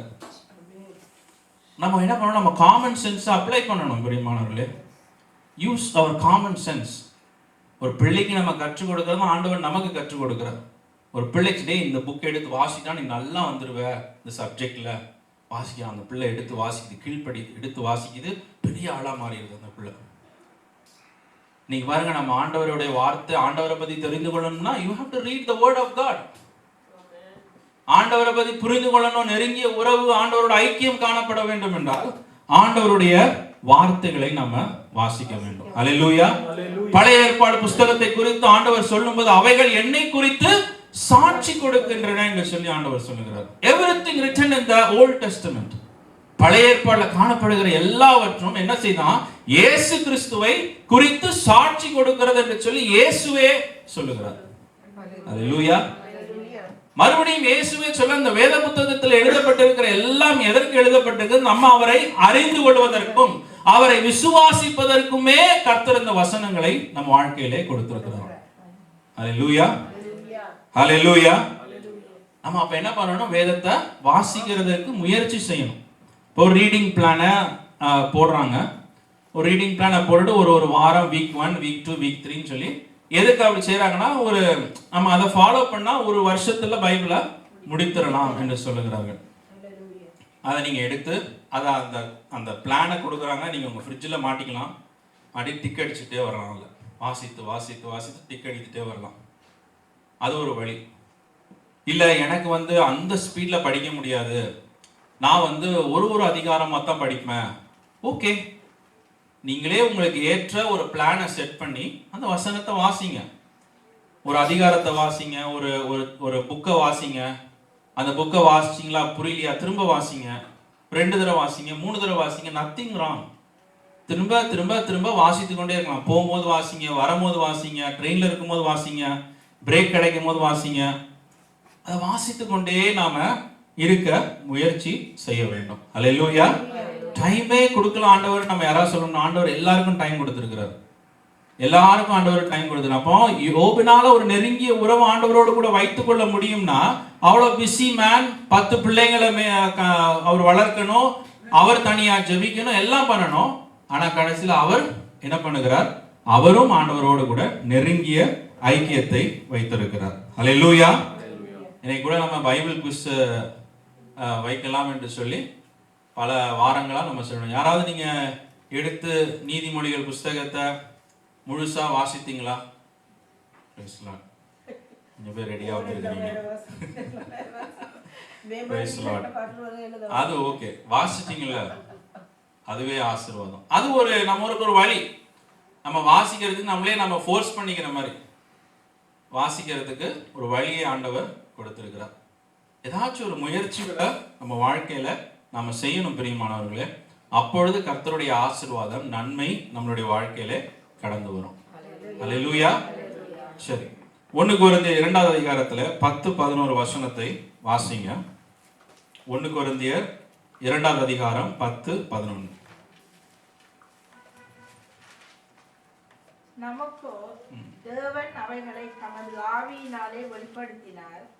அந்த ஆவியானவர் எல்லாவற்றையும் தேவனுடைய ஆழங்களையும் ஆராய்ந்திருக்கிறார். மனுஷனில் உள்ள ஆவியே அன்றி மனுஷரில் எவன் மனுஷனுக்குரியவைகளை அறிவான்? அப்படி போல தேவனுடைய ஆவியே அன்றி ஒருவனும் தேவனுக்குரியவைகளை அறிய மாட்டான். ஆமென். அல்லேலூயா. இங்கே இந்த வசனம் கூறுகிறது எப்படி தேவனோடு கூட ஒரு நெருங்கிய ஐக்கியத்திலே நம்ம வாழ முடியும். இந்த வசனம் கூறுகிறது நமக்கோ தேவன் அவைகளை தமது ஆவியினாலே வெளிப்படுத்தினார். அந்த ஆவியானவர் எல்லாவற்றையும் தேவனுடைய ஆழங்களையும் ஆராய்ந்திருக்கிறார். மனுஷனுள்ள ஆவியன்றி மனுஷரில் எவன் மனுஷருக்குரியவைகளை அறிவான்? அப்படி போல் தேவனுடைய ஆவியே நன்றி ஒருவன் தேவனுக்குரியவைகளை அறிய மாட்டான் என்று சொல்லி வேதம் கூறுகிறது. அல்லேலூயா. பிரியமானவர்களே, அப்ப நம்மளுடைய லைஃப்ல பரிசுத்த ஆவியானவருடைய நடத்துதல் நம்ம வாழ்க்கையில இருக்கும் பொழுது பாருங்க, தேவனுடைய ஆழங்களை பரிசுத்த ஆவியானவர் அறிந்திருக்கிறார். அப்ப அந்த பரிசுத்த ஆவியானவர் நமக்குள்ள வாசம் செய்யும் பொழுது நம்மை அவர் தேவனோடு கூட ஒரு நெருங்கிய ஐக்கியத்திலே அவர் வைத்துக் கொள்வார். அல்லேலூயா. நெருங்கிய ஐக்கியத்திலே அவர் நம்மளை வைத்துக் கொள்வார் என்று சொல்லி வேதம் கூறுகிறது. அல்லேலூயா. இப்ப இந்த வசனத்தை நம்ம பிரசங்கிக்கிறோம், இந்த வசனத்தை நம்ம பேசுகிறோம்.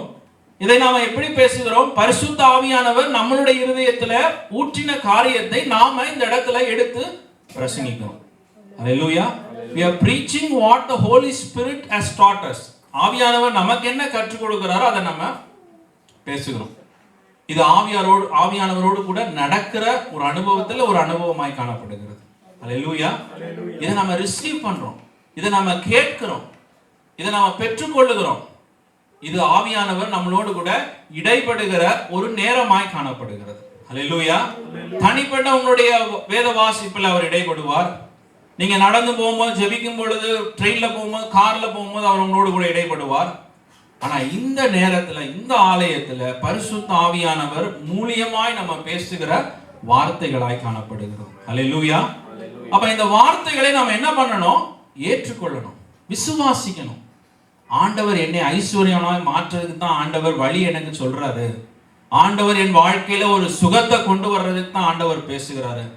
ஆண்டவர் எனக்கு தான் பேசுறாரு. ஆவியானவர் எனக்குள்ளதான் பேசுறாரு. இந்த வார்த்தைக்கு நான் இன்றைக்கு கீழ்ப்படிந்தேன்னா என் வாழ்க்கையில் இருக்கிற எல்லா துக்கம், கஷ்டம், வேதனை எல்லாம் இருள் நீங்கி போகும். விசுவாசிக்கணும். ஹல்லேலூயா. ஆவியானவரை விசுவாசிக்கணும். பேசும் பொழுது நாம என்ன பண்ணக்கூடாது? உதாசீனப்படுத்தக்கூடாது. வேதம் கூறுகிறது பரிசுத்த ஆவியானவரை துக்கப்படுத்தாதிருப்பீர்களாக என்று சொல்லி வேதம் கூறுகிறது. அவரை ஏன் எப்படி துக்கப்படுத்துகிறோம்? இன்னைக்கு வசனம் ஆவியானவர் மூலியமாய் பேசப்படும் பொழுது அதை நம்ம நிந்தித்து அதை ஏற்றுக்கொள்ளாமல் போகும் பொழுது நம்ம என்ன பண்ணுகிறோம்? அவரை துக்கப்படுத்துகிறோம். அவர் நமக்குள்ளே வாசம் செய்து நம்மளை நடத்தணும்னு ஒரு வாஞ்சையா இந்த இடத்துக்கு வராரு. நம்மளை எப்படியாவது அந்த இருளில் இருந்து தூக்கிடணும், எப்படியாவது அந்த அடிமைத்தனத்தில் இருந்து தூக்கிடணும், எப்படியாவது அந்த இருளில் இருந்து தூக்கிடணும், எப்படியாவது நரகத்துக்கு போகிற ஆக்கினை தீர்ப்புக்குள்ள போற அந்த மனுஷனையும் ஆண்டவர் தூக்கிடணும்னு சொல்லிட்டு பரிசுத்த ஆவியானவர் இறங்கி வந்து பேசுகிறார். அல்லேலூயா. அப்ப நம்ம என்ன பண்ணணும்? அதை ஏற்றுக்கொள்ளுகிற ஒரு அனுபவம் நம்ம வாழ்க்கையில காணப்பட வேண்டும். அல்லேலூயா. Do not grieve the Holy Spirit. ஒருத்தர் உங்ககிட்ட இருந்து பேசுறாங்க, நீங்க அப்படின்னு சொல்லி நீங்க திரும்பிக்கிட்டீங்கன்னா அவங்க திரும்ப உங்ககிட்ட வந்து பேசுவாங்களா? அவங்க நீங்களே பேச மாட்டீங்க.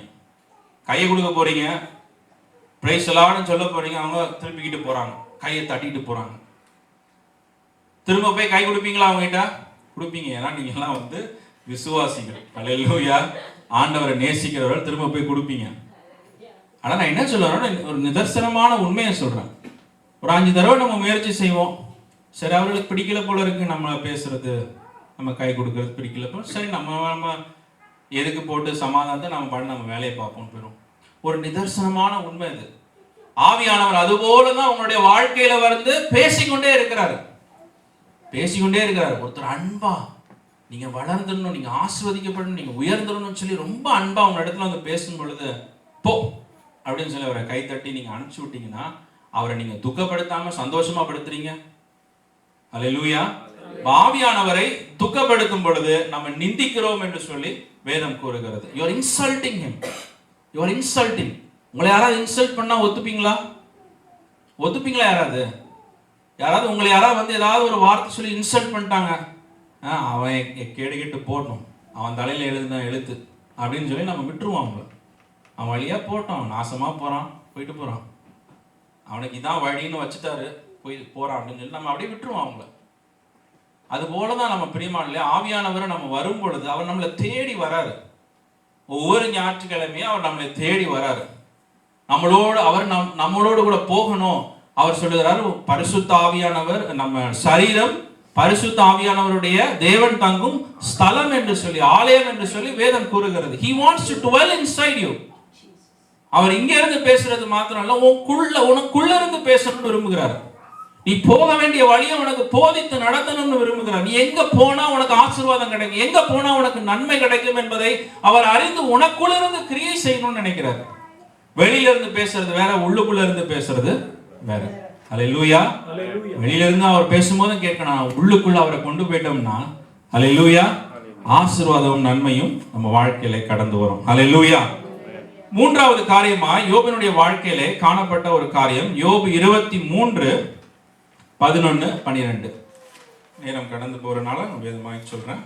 யோபு 23:11-12 சத்தமாய் வாசிங்கள். என் கால்கள் அவர் அடிகளை பற்றி பிடித்தது. அவருடைய நெறியை விட்டு நான் சாயாமல் அதை கைக்கொண்டேன். அவர் உதடுகளின் கற்பனைகளை விட்டு நான் பின்வாங்குவதில்லை. அவருடைய வாயின் வார்த்தைகளை எனக்கு வேண்டிய ஆகாரத்தை பார்க்கிலும் அதிகமாய் காத்துக்கொண்டேன். ஆமென். அல்லேலூயா. இந்த வசனம் நமக்கு என்ன கற்றுக் கொடுக்கிறது? மூன்றாவது குறிப்பாய் யோபு கர்த்தருடைய வார்த்தைக்கு கீழ்ப்படிந்து உட்பட்டு நடக்கிறதுல ரொம்ப தீவிரமாய் காணப்பட்டார். என்ன சொல்றார் அந்த வசனத்துல? ஆகாரத்தை பார்க்கிலும் அதிகமாய் காத்துக்கொண்டேன். என்னது? ஃபுட பார்க்கிலும். ஃபுட் எவ்வளவு அவசியம் நம்மளுடைய வாழ்க்கையில. அல்லேலூயா. சாப்பிடாம யாராவது இருப்போமா? ஒரு நாள் வேணா இருக்கலாம் மேக்ஸிமம் போனா. சாப்பிடாம அப்படியே நான் இருந்துடுவேன் யாராவது சொல்ல முடியுமா? கொஞ்ச நாள்ல எல்லாம் போன்ஸ் ஃப்ளஷ் எல்லாம் என்ன ஆகும்? ஒண்ணும் இல்லாம வேஸ்டா போயிடும். அல்லேலூயா. அது போலதான் ஆண்டவர் சொல்றாரு இந்த வசனத்திலே. அவர் சொல்லுகிறாரு, ஆகாரத்தை காட்டிலும் உங்களுடைய வார்த்தைகளை நான் என்ன பண்ணேன்? காத்து கொண்டேன்றாரு. வழிகள் எல்லாவற்றையும் அவர் எப்படி கரெக்டா ஆண்டவருடைய வார்த்தைக்கு உட்பட்டு நடக்கிற ஒரு மனிதனாய் காணப்பட்டார். அது வந்து சும்மா ஒரு கடமைக்காக செய்யல. சிலர் கடமைக்காக செய்வாங்க. ஏதோ ஒன்று சொல்லிட்டோம் செஞ்சிட்டோம் அப்படிங்கிறதுனால ஆண்டவர் சொல்லிட்டாரு சரி செஞ்சிருவோம் அப்படின்னு சொன்னாங்க. அவர் அப்படி செய்யல. அவருடைய ஆகாரத்தை காட்டிலும் தேவனுடைய வார்த்தையை அவருக்கு மேலாக வைத்த ஒரு மனிதனாய் காணப்படுகிறார். Hallelujah. Above everything in his life he put God's word first. அப்படியாவது நான் தேவனுடைய வார்த்தை அவ்வளவு ஒரு கமிட்மெண்ட்டை காட்டுறாரு அவருடைய வாழ்க்கையில். Hallelujah. I need to obey to God's word even if I don't have food in my life, even if I have to sacrifice some things in my life. What is very important for me, he says, is God's word. Hallelujah. எப்படியாவது தேவனுடைய வார்த்தைகளுக்கு நான் கீழ்ப்படிய வேண்டும் என்று சொல்லி அவர் வாஞ்சித்து தேவனுடைய வார்த்தைகளை கீழ்ப்படுகிறார். அல்லேலூயா. அது அவருடைய வாழ்க்கையிலே ஆசீர்வாதத்தை கொண்டு வந்தது என்று சொல்லி வேதம் கூறுகிறது. அல்லேலூயா. வேதம் கூறுகிறது, சகல துர்க்குணத்தையும் சகலவித கபடத்தையும் வஞ்சகங்களையும் பொறாமைகளையும் சகலவித புறங்கூறுதலையும் ஒழித்துவிட்டு நீங்கள் வளரும்படி புதிதாய் பிறந்த குழந்தைகளைப் போல திருவசனமாகிய களங்கமில்லாத ஞானப்பாலின் மேல் வாஞ்சியாயிருங்கள். அல்லேலூயா. இந்த வசனம் நம்மளை சேலஞ்ச் பண்ணுது. அல்லேலூயா. இந்த வசனம் நம்மளை சேலஞ்ச் பண்ணுது. ஒரு பிள்ளை எப்படி வந்து ஒரு பிறந்த குழந்தை எப்படி அந்த பாலுக்காக ஏங்குதோ அது போல புதிதாய் கிறிஸ்துவுக்குள்ளே பிறந்தவர்கள் எப்படி காணப்படணுமா? கலங்கமில்லாத தேவ வசனத்தை அவர்கள் புசிக்கிறவர்களாய் காணப்பட வேண்டும். ஹல்லேலூயா, ஹல்லேலூயா. இது நம்முடைய வாழ்க்கையில ஆசீர்வாதத்தை கொண்டு வருகிறது. வசனத்தை வாசித்துக் கொண்டே இருக்கணும், வசனத்தை மெடிடேட் பண்ணி கொண்டே இருக்கணும். ஆனா வசனத்திற்கு கீழ்ப்படியணும். ஹல்லேலூயா. சிலர் வாசித்துக் கொண்டே இருப்பாங்க, சிலர் கேட்டுக்கொண்டே இருப்பாங்க. ஆனா வசனத்திற்கு கீழ்ப்படுகிற அனுபவம் ஜீரோ. ஹல்லேலூயா. வசனத்தை எல்லாம் அந்த வசனம் யோபு சொல்றாரு, அழகா சொல்றாரு. இன்று நான், அது என்ன வசனம் அது? என் கால்கள் அவர் அடிகளை பற்றி பிடித்தது. இப்படி கால்களை அவர் அடிகளை பற்றி அது கிராப் பண்ணிக்கிச்சோம். நடந்து போகும்போது நினைப்பாரு உங்க காலை யாராவது கிராப் பண்ணிக்கிட்டாங்கன்னு அப்படி இருக்கும். அந்த மாதிரி என்ன பண்றா, அடிகளை பற்றி பிடித்து அவருடைய நெறியை விட்டு நான் சாயாமல் அதை கை கொண்டேன். அவர் உதடுகளின் கற்பனைகளை விட்டு நான் பின்வாங்குவதில்லை. அவருடைய வாயின் வார்த்தைகளை எனக்கு வேண்டிய ஆகாரத்தை பார்க்கிலும் அதிகமாய் காத்துக்கொண்டேன் என்று சொல்லி யோபு சொல்கிறார். ஹல்லேலூயா. பிரியமானவர்களே, உங்க லைஃப்ல ஆண்டவருடைய வார்த்தை கீழ்ப்படிங்க. கீழ்ப்படியும் பொழுதுதான் ஆசீர்வாதம் வரும். ஹல்லேலூயா. அதை பெற்றுக்கொண்டு அதை கீழ்ப்படியும் பொழுது நம்மளுடைய வாழ்க்கையில் ஆண்டவர் யோபின் வாழ்க்கையை ஆசீர்வதித்த தேவன் உங்க வாழ்க்கையை ஆசீர்வதிக்க முடியாதா? யோபே சொல்றாரு, இதுதான் காரணம் என்று சொல்லி அவர் சொல்கிறார். வசனம் கூறுகிறது. ஹல்லேலூயா. இந்த தேசத்திலே அவனை போல ஒரு ஐஸ்வர்யவானே இல்லை. உங்களை எல்லாம் ஐஸ்வர்யவானாய் மாற வேண்டுமா? இந்த இருள் உங்களை விட்டு நீங்க வேண்டுமா? இந்த கஷ்டம், தரித்திரம், இந்த துக்கம் உங்களை விட்டு நீங்க வேண்டுமா? உங்களுக்கு இருக்கிற வியாதி, பலவீனங்கள் நீங்க வேண்டுமா? ஆண்டவருடைய வார்த்தைகளை, அடிகளை பற்றி பிடித்துக் கொள்ளுங்கள். ஹல்லேலூயா. அதை விட்டு பின்வாங்காமல், சாயாமல், ஆண்டவர் உங்களுக்கு கொடுத்த அந்த வார்த்தைகளை கை கொள்ளுகிறவர்களாய், உங்களுடைய ஆகாரத்தை, உங்களுக்கு பிடித்த ஆகாரத்தை காட்டிலும் ஆண்டவருடைய வசனத்தை காத்துக் கொள்ளுங்கள் என்று சொல்லி வேதம் கூறுகிறது. ஹல்லேலூயா. இது ஆண்டவர் கொடுக்கிற ஒரு ஆசீர்வாதமாய் காணப்படுகிறது. யோபு 29:11-17 வசனம் முடிய ஒருவர் வாசிங்க. நம்ம ஒண்ணு ஒண்ணா வாசித்து நம்ம கடந்து போகலாம். வாசிங்க. என்னை கேட்ட காது என்னை பாக்கியவான் என்றது, என்னை கண்ட கண் எனக்கு சாட்சியாயிற்று. முறையிடுகிற ஏழையையும் திக்கற்ற பிள்ளைகளையும் உதவியற்றவர்களையும் ரட்சித்து. ஆமென். முதலாவது இந்த வசனம் கூறுகிறது யோபினுடைய, இப்ப நம்ம என்ன பார்த்தோம்? யோபு ஜெபித்தாரு பிள்ளைகளுக்காய் பார்த்தோம். யோபு ஆண்டவருடைய நெருங்கி ஐக்கியத்தை வைத்திருந்தார் என்று சொல்லி பார்த்தோம். யோபு ஆண்டவருடைய வார்த்தைகளுக்கு கீழ்ப்படிந்தார் என்று சொல்லி பார்த்தோம். இந்த வசனம் யோபுனுடைய மற்றொரு குணத்தை வெளிப்படுத்துகிறது. முறையிடுகிற ஏழையையும் திக்கற்ற பிள்ளையையும் உதவியற்றவனையும் ரட்சித்தேன் என்று சொல்லி அவர் சொல்லுகிறார். ஹல்லேலூயா, ஹல்லேலூயா. அவர் என்ன செய்தாராம்? முறையிடுகிற ஏழையையும் திக்கற்ற பிள்ளையையும் உதவியற்றவனையும் ரட்சித்தேன். ஒருத்தர் நமக்கு ஹெல்ப் வேணும்னு சொல்லி வந்து கேட்கிற இடத்துல அவர் என்ன பண்ணாராம்? உதவி செய்கிறவராய். ஹல்லேலூயா.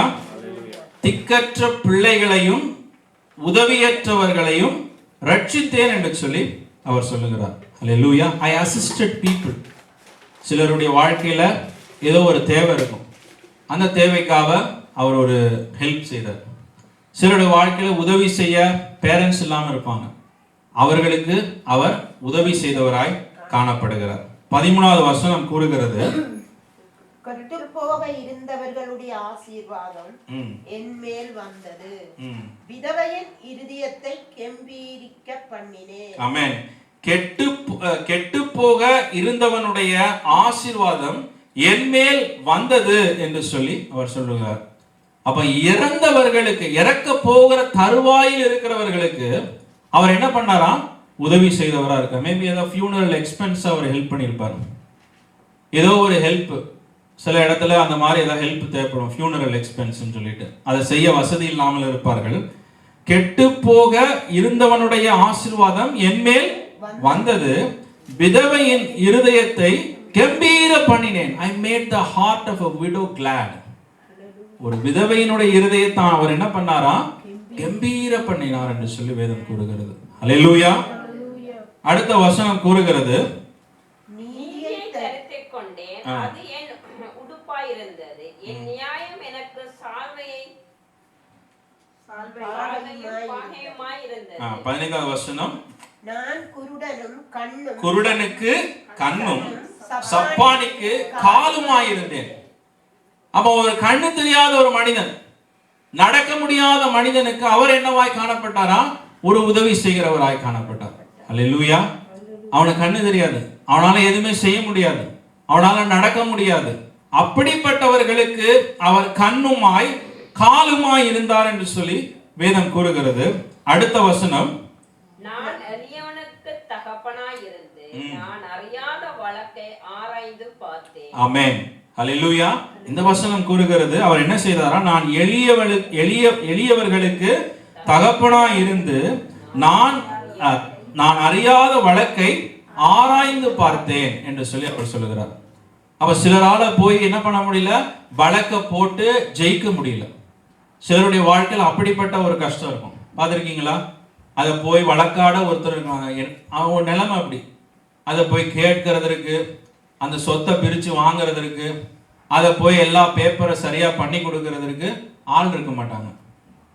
அப்படி ஒரு கஷ்டத்துல அவருடைய சொத்தை பிடுங்கி போட ஆட்கள் தான் இருப்பாங்க. இதான் ஆதாயம், இதான் நேரம்னு சொல்லி அந்த சொத்தை அதை எப்படியா அபகரிக்கணும்னு ஒரு ஆசையாய் போறவங்க இருப்பாங்க. ஆனா இங்க வசனம் கூறுகிறது, எளியவர்களுக்கு தகப்பனாய் இருந்து நான் அறியாத வழக்கை ஆராய்ந்து பார்த்தேன் என்று சொல்லி அவர் சொல்லுகிறார். அல்லேலூயா. அடுத்த வசனம் கூறுகிறது, நான் அநியாயக்காரருடைய கடைவாய் பற்களை உடைத்து அவர்கள் பறித்ததை அவர்கள் பற்களில் இருந்து பிடுங்கினேன். ஆமென். அல்லேலூயா. சில போன கேஸ், சில கேஸ் ஏற்கனவே போயிடுச்சு, ஏற்கனவே அவன் திருடிட்டு போயிட்டான், ஏற்கனவே அவன் வந்து அந்த சொத்தை மாத்தி அவன் பேர்ல எழுதிட்டு போயிட்டான். அவர் சொல்லுகிறார், அவர் என்ன செய்தார்? நான் அநியாயக்காரருடைய கடவாய் பற்களை உடைத்து அவர்கள் பறித்ததை அவர்கள் பற்களில் இருந்து பிடுங்கினேன் என்று சொல்லி அவர் சொல்லுகிறார். அல்லேலூயா. எவ்வளவு ஒரு பெரிய உத்தமனாய் யோபு நடந்து கொண்டார் என்று சொல்லி பாருங்க. அவர் நல்லா ஜெபிக்கிறார், ஆண்டவரோட ஐக்கியம் வைத்திருந்தாரு, பிள்ளைகளை நல்லா வளர்த்தாரு. பட் எத்தனை பேருக்கு உதவி செய்திருக்கிறார் பாருங்க. அல்லேலூயா. அதான் ஆண்டவர் உத்தமனும் சன்மார்க்கன் என்று சொல்லி ஆண்டவர் சொல்லுகிறார். He was blameless and upright man, one who feared God and shunned evil. எவ்வளவு உதவிகளை செய்திருக்கிறாரு. குருடனுக்கு கண்ணா இருந்திருக்கிறாரு, சப்பானிக்கு காலா இருந்திருக்கிறாரு, திக்கற்றவனுக்கு தகப்பனா இருந்திருக்கிறாரு, வழக்காட முடியாதவனுக்கு ஒரு வழக்காட அவர் செய்திருக்கிறாரு. எவ்வளவு உதவிகளை அவர் செய்திருக்கிறாரு. பிரியமான நம்மளுடைய லைஃப்ல இதை நம்ம கற்றுக்கொள்ளணும். இது அவனுடைய வாழ்க்கையில் ஒரு ஐஸ்வர்யத்தையும் ஒரு ஆசீர்வாதத்தையும் கொண்டு வந்ததான். ஆமென். அல்லேலூயா. ஏதோ ஒரு காரியத்தை ஆண்டவர் நம்மளுடைய வாழ்க்கையில உணர்த்துவார். இந்த வருஷம் துவங்கினதுல இருந்து ஆண்டவர் ஒரு காரியத்தை பேசி கொண்டிருப்பார். யாரோ ஒரு உதவி செய்யணும், யாரோ ஒருத்தர் கஷ்டப்படுகிறார்கள், யாரோ ஒருத்தர் அவர்களை விசாரிக்க, அவருடைய வழக்கை வாதாட, அவர்களுக்கு அதை விசாரித்து பெற்றுக் கொடுக்க ஒருத்தர் இல்லாம இருப்பாங்க. ஒரு பேசிக் ஃபார்ம் ஃபில்அப் பண்ண முடியாது சில நேரத்துல. சில இடங்களுக்கெல்லாம் போனோம்னா அப்படி நம்ம செய்யும் பொழுது அது நமக்கு ஆசீர்வாதத்தை கொண்டு வருகிறது. அல்லேலூயா. இந்த காரியத்துல நம்ம குறைவுபட்டு போயிருக்கிறோம் என்றால் ஆண்டவர் பல விதமான வழிகளில நம்மளை ஆசீர்வதித்திருக்கிறார். எத்தனையோ காரியங்களை நன்மையை செய்திருக்கிறார். ஏன் ஒரு குருடனுக்கு ஒரு கண்ணா நீங்க இருக்கக்கூடாது? ஏன் ஒரு சப்பானிக்கு ஒரு காலை நீங்க இருக்கக்கூடாது? ஏன் ஒரு திக்கற்றவனுக்கு ஒரு தகப்பனா இருக்கக்கூடாது? நீங்க ஏன் ஒரு விதவைக்கு உதவி செய்கிறவராய் காணப்பட? எத்தனையோ ஊழியக்காரர்கள், எத்தனையோ குடும்பங்கள், எத்தனையோ சகோதர சகோதரிகள் இந்த பூமியில் இருக்கிறார்கள். Hallelujah. All the time we are worried about our own self. நம்மளை குறித்து நம்ம எல்லாருமே, நானும் அதே மிஸ்டேக் தான் பண்றேன். ஆனா இந்த நாளில நம்ம மாற்றிக்கொள்ளும் பொழுது கர்த்தர் நம்மளுடைய வாழ்க்கையில ஐஸ்வர்யத்தையும் ஆசீர்வாதத்தையும் கொண்டு வருகிறவராய் இருக்கிறார். Hallelujah. கடைசியா யோபினுடைய வாழ்க்கையில காணப்பட்ட ஒரே ஒரு காரியத்தை நான் சொல்லி முடிக்கிறேன். யோபு 42வது அதிகாரத்துல 8-9 வசனங்களை வாசிங்க. அதன் மேல் உன் கையை போடு. ஆதலால் நீங்கள் 7 காளைகளையும் 7 ஆட்டுக்கடாக்களையும் தெரிந்து கொண்டு என் தாசனாகிய யோபிடத்திலே போய் உங்களுக்காக சர்வாங்க தகன பலியை இடுங்கள். என் தாசனாகிய யோபு உங்களுக்காக வேண்டுதல் செய்வான், நான் அவன் முகத்தை பார்த்து உங்களை உங்கள் புத்தியினத்துக்கு தக்கதாக நடத்தாதிருப்பேன். என் தாசனாகிய யோபு பேசினது போல நீங்கள் என்னை குறித்து நிதானமாய் பேசவில்லை என்றார். அங்கே வாசிக்கவா? அப்பொழுது தோமானியான எலிப்பாசும் வாசிங்க எதனாலும் பரவாயில்ல.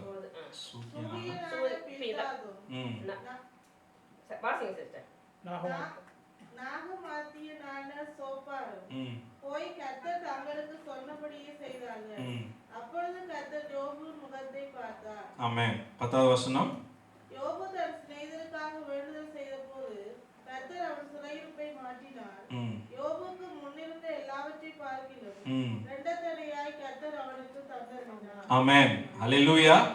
யோபுனுடைய வாழ்க்கையிலே ஆண்டவர் ஐஸ்வரியத்தையும் ஆசீர்வாதத்தையும் கொண்டு வந்ததற்குரிய இன்னொரு காரணம், அவன் ஏற்கனவே கஷ்டத்துல இருக்கிறான், அவனே ஏற்கனவே அழுதுகிட்டு இருக்கிறான், அவனே ஏற்கனவே அவன் உடம்பெல்லாம் பருவா இருக்கு, சொரிஞ்சுக்கிட்டு இருக்கிறான். நமக்கே எப்போ விடுதலை வரும், நமக்கே எப்போ சுகம் வரும், நமக்கே எப்போ சந்தோஷம் வரும்னு அவர் காத்துக்கிட்டு இருக்கிற நேரத்துல ஆண்டவர் 2 பேரும் அவங்க ஃப்ரெண்ட்ஸ் எல்லாம் அனுப்புறாரு. நீங்க போய் அவன்கிட்ட போய் உங்களுக்காக ஜெபிக்க சொல்லுங்க அப்படின்னு சொல்றாரு. யோபனுடைய வாழ்க்கையை பாருங்க. அந்த நேரத்துல அவர் கோவப்பட்டு, ஏன்னா நானே கஷ்டப்பட்டுங்க, ஏற்கனவே என்னை போட்டு இரிட்டேட் பண்ணிக்கிட்டு என்னைய டார்ச்சர் பண்ணிக்கிட்டு இருக்கீங்க, இப்போ என்னமோ எல்லாம் இது நல்லதான மாதிரி இப்போ என்கிட்ட ஜெபிக்க சொன்னீங்க, போங்கடா அப்படின்னு சொல்லி தரத்தி அனுப்பாம அவர் என்ன பண்றாரு, யோபு அவர்களுக்காய் ஜெபிக்கிற ஒரு மனிதனாய் காணப்பட்டாரு. அந்த வசனம் அழகா சொல்லு, கர்த்தர் யோபின் முகத்தை பார்த்தார். ஹல்லேலூயா. கர்த்தர் யோபின் முகத்தை பார்த்து அவர்கள் செய்த குற்றத்திற்கு ஈடு செய்யாமல் என்ன பண்ணார், ஆண்டவர் அவருடைய பாவங்களை மன்னித்து அவர்களை அனுப்பினார். ஹல்லேலூயா. யோபினுடைய முகத்தை பார்த்தாராம். அதில் பார்க்குறான், அந்த முகத்தை பார்க்கும் பொழுது அவர் ஜெபிக்கும் பொழுது எரிச்சலா ஜெபிச்சிருப்பாரா, கோபமா ஜெபிச்சிருப்பாரா, கடமைக்குன்னு ஜெபிச்சிருப்பாரா? ஆண்டவர் முகத்தை பார்க்கிறார். இவன் எப்படி ஜெபிக்கிறான், இவன் முகத்துல என்ன கோபம் தெரியுதா இல்ல சந்தோஷம் தெரியுதா, இவன் முகத்துல அன்பு தெரியுதா வெறுப்பு தெரியுதா அப்படின்னு பார்க்கிறாரு. அவன் சந்தோஷமா அவர்களுக்கு அவங்க ஆசீர்வதிக்கப்படணும்னு சொல்லி அவன் ஜெபித்ததுனால அவனுடைய முகத்தை பார்த்தார் என்று சொல்லி வேதம் கூறுகிறது. ஹல்லேலூயா. ஹல்லேலூயா. மற்றவர்களுக்காய் விண்ணப்பிக்கிற ஒரு மனிதனாய் காணப்பட்டான். ஆமென். நீங்க உங்க ஓன் பீப்புளுக்காக, உங்களுடைய சொந்த ஜனத்திற்காக ஜெபிக்கும் பொழுது அது எப்படி அந்த வேதம் கூறுகிறது, அந்த மத்தேயு 5வது அதிகாரத்துல மத்தேயு 5:44, நான் உங்களுக்கு சொல்லுகிறேன், உங்கள் சத்துருக்களை சிநேகியுங்கள், உங்களை சபிக்கிறவர்களை ஆசீர்வதியுங்கள், உங்களை பகைக்கிறவர்களுக்கு நன்மை செய்யுங்கள், உங்களை நிந்திக்கிறவர்களுக்காகவும் உங்களை துன்பப்படுத்துகிறவர்களாகவும் ஜெபம் பண்ணுங்கள். இப்படி செய்வதனால் நீங்கள் பரலோகத்தில் இருக்கிற உங்கள் பிதாவுக்கு புத்திரராய் இருப்பீர்கள். அவர் தீயோர் மேலும் நல்லோர் மேலும் தமது சூரியனை உதிக்க பண்ணி நீதி உள்ளவர்கள் மேலும் அநீதி உள்ளவர்கள் மேலும் மழையை பெய்ய பண்ணுகிறார். உங்களை சிநேகிக்கிறவர்களை நீங்கள் சிநேகிப்பீர்களானால் உங்களுக்கு பலன் என்ன அப்படின்னு சொல்லி அவர் கேட்கிறார். If you just pray for the people who love you, what reward will you get? உங்களுக்கு என்ன பலன் கிடைக்க போகுது அதனால? அவங்க ஆனா ஏன் யோபுக்கு பலன் கிடைச்சது? அவனை நிந்தித்தவர்களை, அவனை வெட்கப்படுத்தினவர்களை, அவனை குற்றப்படுத்தினவர்களுக்காக அவன் ஜெபித்ததுனால தான் ஆண்டவர் முகத்தை பார்த்து என்ன பண்ணாரு, இரட்டத்தனையாய் யோபை ஆண்டவர் ஆசீர்வதித்தார். ஹல்லேலூயா. நம்ம எல்லாம் கண்களை மூடி நம்ம ஜெபிக்கலாம். ஆமென். ஒரு விஷயம், இந்த காலை வேளையில உற்சாகமாய் ஆண்டவரை பார்த்து நம்ம ஜெபிக்கலாம். ஒரு விஷயம், எழுந்து நிக்கலாமா? ஹல்லேலூயா. ஹல்லேலூயா. Thank you Jesus. உம்மை நன்றியோடு ஸ்தோத்திரிக்கிறோம் அப்பா, நன்றியோடு ஸ்தோத்திரிக்கிறோம். ஹல்லேலூயா.